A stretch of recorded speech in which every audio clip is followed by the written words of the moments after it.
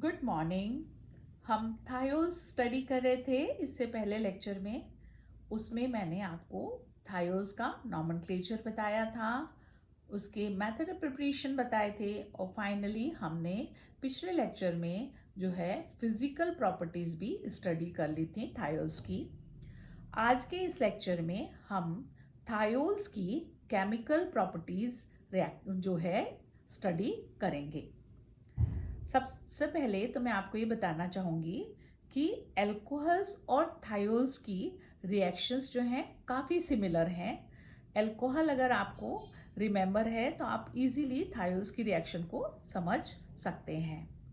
सबसे पहले हम इसके एसिडिक कैरेक्टर को डिस्कस कर रहे हैं।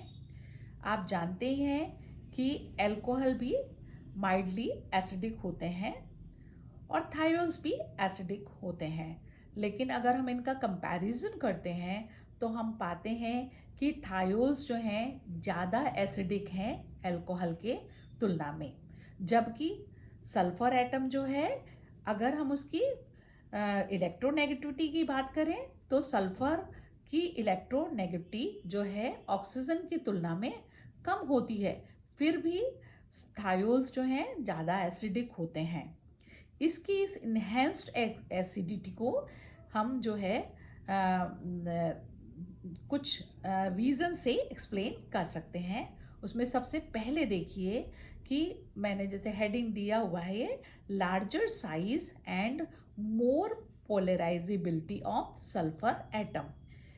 एक्चुअली में ऑक्सीजन की तुलना में सल्फर का एटम जो है इसका साइज जो है बड़ा होता है और इसकी पोलराइजेबिलिटी भी ज़्यादा है। इसलिए जो सल्फर हाइड्रोजन बॉन्ड है वो वीकर है rather than oxygen hydrogen bond. इसलिए इजीली इसमें से प्रोटॉन जो है एलिमिनेट किया जा सकता है। जब भी हम इसमें से प्रोटॉन एलिमिनेट करने चाहेंगे तो हम किसी बेस से इसकी रिएक्शन कराएंगे। तो बेस से जब भी हम थायोल की रिएक्शन कराते हैं तो हमें एल्काइल थायोलेट आयन जो है प्राप्त होता है। इसी क्रिया को जब हम अल्कोहल से कराएंगे तो आप जानते हैं इथॉक्साइड आयन बनता है। यहाँ पर निश्चित रूप से ये रीज़न तो है ही कि सल्फर एटम जो है लार्जर साइज का है और उसकी पोलराइजेबिलिटी ज़्यादा है, इसलिए इसमें से प्रोटॉन आसानी से निकाला जा सकता है इन कंपैरिजन टू अल्कोहल, और इसलिए इसका एसिडिक कैरेक्टर जो है वह अल्कोहल की तुलना में ज़्यादा होता है। इसके साथ साथ एक रीज़न और भी यहाँ है जिसकी वजह से थायोल्स जो हैं मोर एसिडिक होते हैं अल्कोहल की तुलना में।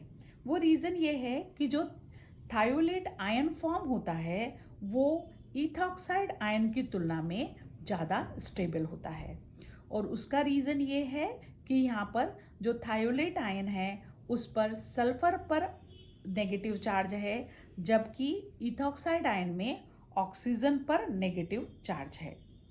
सल्फर का बड़ा एटम इस चार्ज को इजीली एकोमोडेट कर सकता है रादर देन ऑक्सीजन। यही कारण है कि थायोल्स जो हैं ज़्यादा एसिडिक होते हैं हमारे अल्कोहल्स की तुलना में। नेक्स्ट रिएक्शन देखिए, ये है reaction with active metals. Alkali metal जैसे सोडियम है, पोटेशियम है, इनसे जब भी हम इनकी क्रिया करेंगे तो बिल्कुल अल्कोहल की तरह ही ये क्रिया होती है। सल्फर हाइड्रोजन बॉन्ड ब्रेक होगा और सोडियम जो है वह सल्फर से जुड़ जाता है और हाइड्रोजन गैस रिलीज होती है। हम अल्कोहल के टेस्ट के लिए भी इस रिएक्शन को पहले यूज़ करते ही थे, तो आपको ये रिएक्शन आती ही है। इसके अलावा ये जो बनता है हमारा सोडियम सॉल्ट, वो जो है बहुत आसानी से हम अगर इसमें इसको हाइड्रोलाइज कर दें तो वापस से थायोल्स को रीजनरेट हम कर सकते हैं, या आसानी से हम इसको थायोल्स को रीजनरेट कर लेंगे। इसके बाद देखिए हैवी मेटल ऑक्साइड से भी हम जो है इसकी रिएक्शन कर सकते हैं। ये रिएक्शन यूजुअली अल्कोहल्स में नहीं होती है। जब हैवी मेटल्स ऑक्साइड से हम इसकी रिएक्शन करते हैं तो हैवी मेटल्स के ही मर्केप्टाइड्स मिलते हैं हमें, है ना। तो ये जो मर्केप्टाइड्स बनना है ये ही इसकी एक इम्पॉर्टेंट और अल्कोहल से अलग रिएक्शन है, इसी वजह से हम इन्हें मर्केप्टेन्स भी कहते हैं। इसके अलावा अगर हम हैवी मेटल सॉल्ट से इनकी रिएक्शन करेंगे, पहले हमने ऑक्साइड से करी थी यही रिएक्शन, अब हम अगर हम इसी रिएक्शन को हैवी मेटल सॉल्ट से करेंगे तो भी हमें उन्हीं हैवी मेटल्स के मर्केप्टाइड्स जो हैं मिलते हैं। ये दोनों रिएक्शन इस रेफरेंस में इम्पॉर्टेंट हैं क्योंकि ये अल्कोहल में नहीं होती हैं। नेक्स्ट रिएक्शन देखिए आप, इसको हम एल्किल हैलाइड से रिएक्ट कर सकते हैं। अगर आपको होगा तो हम जब भी एल्किल हैलाइड से रिएक्शन करते थे वहाँ पर भी हमें ईथर्स ही मिलते थे, यहाँ भी हमें ईथर्स ही मिलेंगे अल्कोहल्स जैसे ही। तो लेकिन यहाँ पर हम सबसे पहले इसे सोडियम से क्रिया करके इसको एक्टिव कर लेंगे, मतलब ये जो बॉन्ड है सल्फर सोडियम बॉन्ड जो है वो आयनिक हो जाएगा, तो रिएक्शन काफ़ी फास्ट हो जाएगी।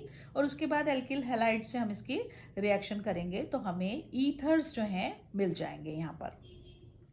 नेक्स्ट रिएक्शन देखिए, अब डीसल्फराइजेशन जो है बहुत ही इंपॉर्टेंट रिएक्शन है ये। यहाँ पर इस रिएक्शन में बेसिकली अगर हम निकल के साथ इसको गर्म करते हैं तो ये एल्केन में कन्वर्ट हो जाता है। तो ये इस रेफरेंस में बहुत इंपॉर्टेंट रिएक्शन है कि अगर हमें सल्फर एटम हटा के एल्केन बनाना है थायोल से तो हम निकल के साथ इसको गर्म करेंगे, तो सल्फर हाइड्रोजन बॉन्ड की जगह कार्बन हाइड्रोजन बॉन्ड जो है वो जनरेट हो जाता है। ठीक है, नेक्स्ट रिएक्शन देखिए, हम कार्बोक्सिलिक एसिड और एसिड क्लोराइड से भी थायोल्स की रिएक्शन करा सकते हैं। अल्कोहल्स की तरह यहाँ पर भी ईस्टर फॉर्म होंगे। पहली रिएक्शन में कार्बोक्सिलिक एसिड की थायोल से रिएक्शन है तो हमें थायो जो है ईस्टर्स मिलते हैं इसमें, लेकिन ये रिएक्शन जो है रिवर्सिबल है और जो हमारा इक्विलिब्रियम है वो टुवर्ड्स लेफ्ट रहता है, इसलिए हमें अच्छी यील्ड इसमें नहीं मिलती है। लेकिन जब हम इसी रिएक्शन को एसिड क्लोराइड से कराते हैं तो हमें अच्छी यील्ड मिल जाती है एस्टर्स की। रिएक्शन बिल्कुल अल्कोहल की तरह ही है। नेक्स्ट रिएक्शन देखिए, हम इसकी एल्डिहाइड और कीटोन से रिएक्शन करा रहे हैं अब थायोल्स की। एल्डिहाइड से जब हम थायोल्स की रिएक्शन कराते हैं तो हमें थायो एसिटल्स मिलते हैं। ये एक कंडेंसेशन रिएक्शन है, एसिड की प्रेजेंस में ये कंडेंसेशन होता है। और जब हम इसी रिएक्शन को कीटोन से कराएंगे तो हमें थायो कीटल्स मिलते हैं। ये जो थायो कीटल्स हैं इनकी अगर हम सोडियम से रिएक्शन करा दें तो हमें एल्केन्स जो हैं मिल सकते हैं। मैंने अभी पहले बताया था कि जब भी हमें डीसल्फराइजेशन कराना हो तो हम इसकी निकल से रिएक्शन करा सकते हैं। निकल से रिएक्शन कराने से जो है सल्फर एटम एलिमिनेट किया जा सकता है। ठीक है, ऑक्सीडेशन देखिए आप थायोल्स में। अब ऑक्सीडेशन यहाँ बहुत ही इंपॉर्टेंट है क्योंकि ये ऑक्सीडेशन जो है थोड़े अल्कोहल से डिफरेंट हैं। तो ऑक्सीडेशन यहाँ दो तरह से पॉसिबल हो पाता है थायोल्स का। एक हम माइल्ड ऑक्सीडाइजिंग एजेंट से ऑक्सीडेशन करते हैं और दूसरा स्ट्रॉन्ग ऑक्सीडाइजिंग एजेंट से ऑक्सीडेशन जो है वो थायोल्स का किया जा सकता है। माइल्ड ऑक्सीडाइजिंग एजेंट से थायोल्स के ऑक्सीडेशन में हमें डाइसल्फाइड्स मिलते हैं। यहाँ पर माइल्ड ऑक्सीडाइजिंग एजेंट जो है ब्रोमीन हो सकता है, एयर हो सकता है, हाइड्रोजन परऑक्साइड हो सकते हैं। ये तीनों जो है माइल्ड ऑक्सीडाइजिंग एजेंट हैं। इनमें से अगर हम कोई भी एक ऑक्सीडाइजिंग एजेंट लेंगे तो थायोल का ऑक्सीडेशन जो है डाइसल्फाइड्स में हो जाएगा। इस तरह की रिएक्शन अल्कोहल्स में यूजुअली नहीं होती है। यहाँ पर इम्पॉर्टेंट बात ये है कि ये जो ऑक्सीडेशन है वो सल्फर पर हो रहा है, जबकि हम अल्कोहल के साथ जब भी ऑक्सीडेशन करते हैं तो ऑक्सीडेशन जो है वो कार्बन पर होता है। उसका कारण ये है कि सल्फर हाइड्रोजन बॉन्ड वीकर है जबकि ऑक्सीजन हाइड्रोजन बॉन्ड स्ट्रॉन्ग है। और इन केस ऑफ अल्कोहल जो कार्बन हाइड्रोजन बॉन्ड है वो वीकर है, इसलिए ऑक्सीडेशन हमेशा कार्बन पर होता है, ऑक्सीजन पर नहीं होता है अल्कोहल में। और यहाँ पर ये ऑक्सीडेशन जो है सल्फर पर हो रहा है, इसलिए हमें डाइसल्फाइड्स जो है मिलते हैं।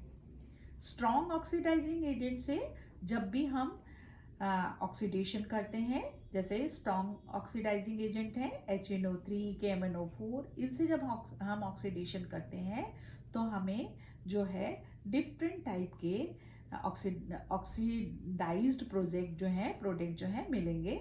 जैसे सल्फिनिक एसिड है, सल्फोनिक एसिड फाइनली हमें मिल सकता है। तो इस तरह से हम इनका स्ट्रॉन्ग ऑक्सीडाइजिंग एजेंट से ऑक्सीडेशन करके सल्फोनिक एसिड जो है बना सकते हैं।